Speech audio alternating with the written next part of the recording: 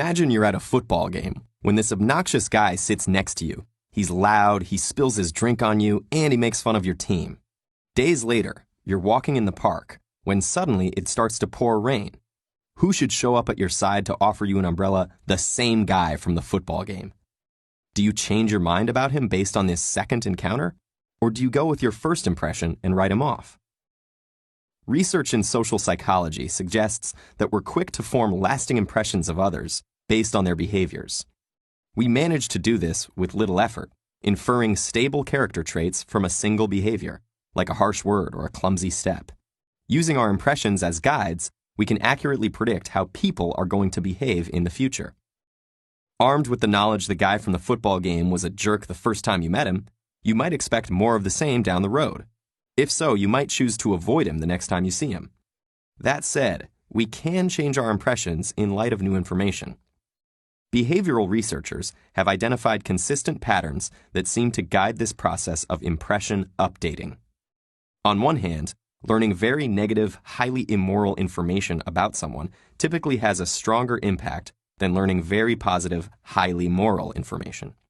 So, unfortunately for our new friend from the football game, his bad behavior at the game might outweigh his good behavior at the park. Research suggests that this bias occurs because immoral behaviors are more diagnostic or revealing of a person's true character. Okay, so by this logic, bad is always stronger than good when it comes to updating. Well, not necessarily. Certain types of learning don't seem to lead to this sort of negativity bias. When learning about another person's abilities and competencies, for instance, this bias flips. It's actually the positive information that gets weighted more heavily. Let's go back to that football game. If a player scores a goal, it ultimately has a stronger impact on your impression of their skills than if they miss the net. The two sides of the updating story are ultimately quite consistent. Overall, behaviors that are perceived as being less frequent are also the ones that people tend to weigh more heavily when forming and updating impressions. Highly immoral actions and highly competent actions. So, what's happening at the level of the brain when we're updating our impressions?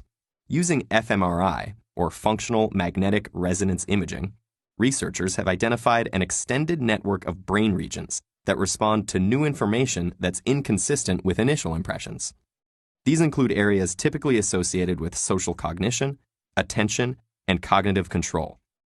Moreover, when updating impressions based on people's behaviors, activity in the ventrolateral